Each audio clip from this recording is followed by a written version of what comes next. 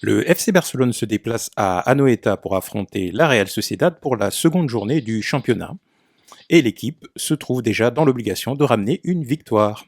On en parle tout de suite.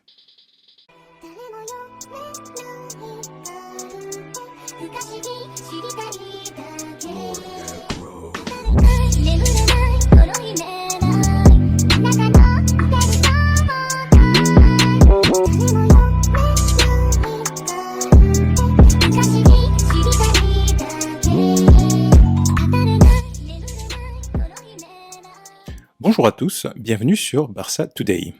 Aujourd'hui, nous allons parler de l'avant-match Real Sociedad contre FC Barcelone pour la seconde journée du championnat de Liga. Le FC Barcelone, en effet, a un déplacement un petit peu complexe face à une équipe qui, en règle générale, lui pose quelques problèmes, il faut bien le dire. La Real Sociedad est toujours un adversaire redoutable qui se trouve dans généralement les 5 premières places du championnat, qui joue régulièrement la Ligue Europa et qui tente d'atteindre la Champions League chaque année, donc il concourt chaque année, et qui a pour habitude de jouer un très beau football, il faut bien le dire. Donc, en règle générale, c'est un déplacement qui n'est pas à prendre à la légère. D'ailleurs, pour parler des dynamiques, la Real Sociedad vient de faire remporter une victoire contre Cadix pour la première journée du championnat, donc 1-0, une victoire qui n'est pas non plus extrêmement brillante, mais le Barça, lui, sort d'un match nul pour la première journée contre le Rayo Vallecano à domicile. Donc, comme je disais en introduction, l'équipe est déjà sous pression, puisque quand on est le Barça, on se doit de gagner tous les matchs et on se doit encore plus de gagner son match d'ouverture. Je pense que ça faisait pas mal de temps, plusieurs années, j'ai vu la stat, mais je ne l'ai pas en tête. Ça faisait plusieurs années que le Barça n'avait pas raté son entrée en championnat en faisant un match nul ou une défaite. Donc l'équipe de Xavi est déjà sous pression. Pour démarrer, on va regarder un petit peu les stats des confrontations entre les deux équipes. Donc, comme je vous le disais, les deux équipes se jouent pas mal. Ça fait déjà plusieurs matchs. Là, sur les 31 matchs joués dernièrement, on a 21 victoires du Barça, 5 matchs nuls et 5 défaites. Alors, je pense que les 5 défaites doivent être concentrées vraiment sur on va dire il y a 2-3 ans où on avait une période où quasiment tous les déplacements ou toutes les confrontations contre la Real Sociedad se terminaient soit par un nul, soit par une défaite, quoi. Donc c'est un passé assez récent. Mais lorsqu'on regarde les 5 derniers matchs, on se rend compte que la tendance est un petit peu différente. Le dernier match, le Barça l'a remporté 1-0, 4-2, 6-1 même pour le match de Liga. Donc un match nul et une victoire du FC Barcelone. Donc la tendance n'est plus tout à fait à comme on le disait il y a quelques années, la malédiction d'Anoeta ou de la Real Sociedad.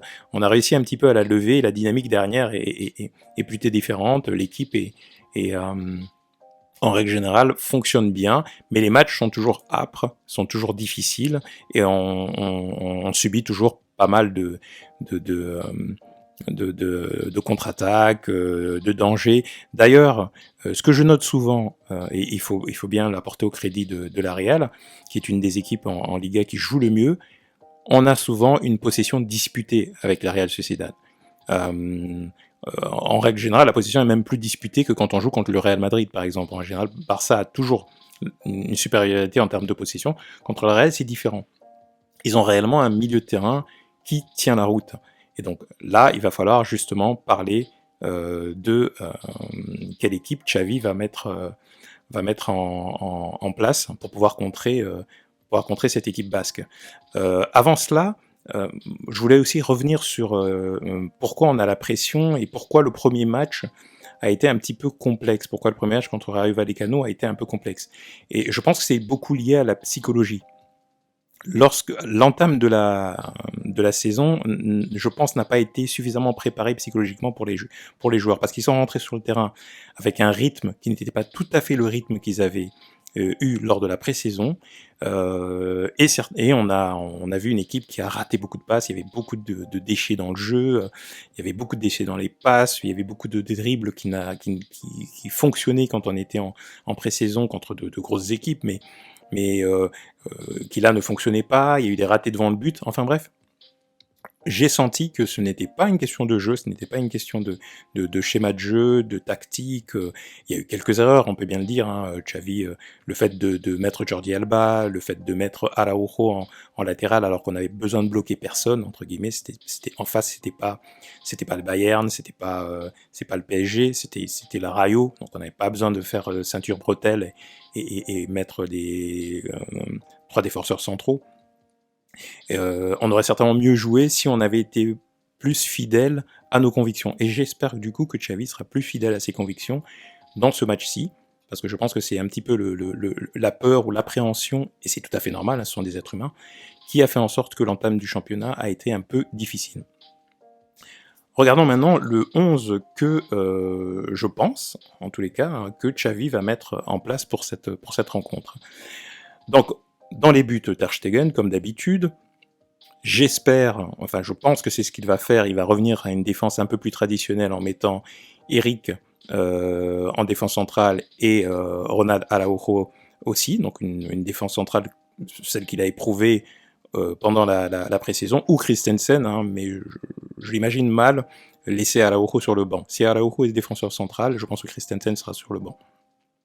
Et Eric, voilà, j'ai beau lire des commentaires en disant oui, Eric Garcia, je suis désolé, c'est le seul central à qui il a fait confiance tout le temps. Et je pense qu'il continuera. Je pense que c'est vraiment celui sur lequel il compte pour la relance, pour les sorties de balles, etc. Parce que c'est pas Araujo qui va le faire. Donc si on met Araujo d'un côté, il faut quelqu'un qui puisse sortir les ballons, relancer proprement. Je pense qu'il va sanctionner Jordi Alba de son premier match horrible et mettre Baldé. Même si c'est un jeune joueur, je continue à penser qu'il est, dans l'état actuel de forme, bien meilleur que Jordi Alba. Alors j'ai bien lu certains commentaires qui disaient que oui, c'est un match important et que c'est un déplacement dangereux et qu'il faut peut-être... mais l'état de forme actuel de Jordi Alba ne permet pas de rassurer, il n'est pas rassurant. Je préfère encore avoir Baldé. Alors, malheureusement, je pense qu'il va mettre Sergi Roberto en latéral droit. Il ne fait pas confiance en Dest. Dest n'a quasiment pas joué. Si Araujo est là en centrale, il ne sera pas en latéral. Il a besoin de quelqu'un pour effectuer la continuité de passe dans la sortie de balle. Il a besoin d'un joueur qui soit un minimum habitué à la tâche. Donc Sergio Roberto, ça fait quelques saisons qu'il joue en latéral. Il ne jouera peut-être pas tout le match, mais je l'imagine bien démarrer le match sur le côté droit en tant que latéral. Et ce sera de toute façon mieux que Araujo dans la sortie, dans les combinaisons, etc. Et avec Dembélé, ça peut fonctionner. Même si je pense que d'ailleurs Dest fonctionne mieux avec Dembélé, mais bon, là on n'a pas le choix, il fait pas confiance à Dest, je pense que maintenant les choses sont claires. Au milieu de terrain, on n'a pas Busquets, qui a écopé d'un carton rouge lors du dernier match. Donc Busquets ne sera pas là pendant au moins 2 matchs, donc c'est l'occasion de mettre Frenkie de Jong à son poste de prédilection, devant la défense. Il le fait très bien, il est très en forme actuellement. Je l'imagine, quels que soient les 3 postes au milieu de terrain, il faut que Frenkie de Jong soit sur l'un des postes. C'est vraiment l'un des hommes en forme, il a des choses à prouver, je pense qu'il veut rester au club, et donc il va tout faire pour pouvoir démontrer qu'il est indispensable. Je n'exclus pas la possibilité que Xavi teste Pjanic aussi, puisqu'il a souhaité que Pjanic reste. Mais je pense que De Jong est un petit peu devant. Je ne serais pas étonné de voir Pjanic. Mais si Pjanic n'est pas là, De Jong sera quand même... Enfin, si Pjanic est là, De Jong sera sur un des autres postes. Bon, pour l'accompagner, Pedri, titulaire indiscutable. Je pense qu'il a senti la dernière fois que Gavi, ça pouvait parfois être un peu léger, il reste jeune, donc je pense qu'il est certainement... il va opter pour Franck Kessié. Après tout, il n'est pas venu pour rien. Comme je l'ai dit, ça va se disputer, le milieu de terrain va être très dur, donc je pense qu'avoir quelqu'un comme Kessié qui a l'expérience, qui a le coffre, qui a la présence, le charisme, et c'est un type, il faut essayer d'aller lui chercher le ballon dans les pieds. Donc Franck Kessié, je le vois bien prendre sa chance dans ce match-là, et et faire une belle entrée. En attaque, Dembélé, pour moi, il fait partie des titulaires indiscutables. C'est l'un des seuls joueurs qui est dangereux, hein, faut être honnête. Vu le match compliqué de Rafinha la dernière fois, Dembélé, c'est le seul qui est... certes, il peut faire encore quelques petites erreurs, etc., mais c'est l'un des seuls joueurs qui est dangereux. Et j'ai toujours du mal à comprendre pourquoi des gens continuent à penser que Dembélé est un mauvais joueur de foot. Quand on voit les passes qu'il fait, les ouvertures, les propositions à ses propres coéquipiers, le dernier match, il a fait 2-3 passes de but. Clairement, ses coéquipiers ont buté justement sur le gardien adverse, mais en temps normal, il finit ce match-là avec 3 passes décisives, hein, sans aucun problème. Donc je pense qu'il faut regarder un peu plus les matchs et oublier un petit peu le Dembélé d'il y a 2-3 saisons, c'est plus du tout le même joueur. Donc titulaire indiscutable pour moi.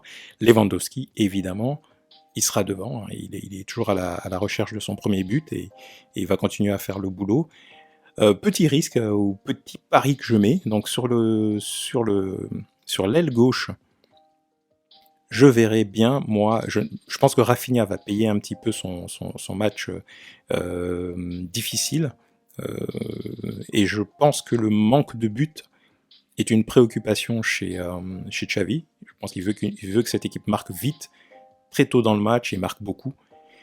J'ai hésité entre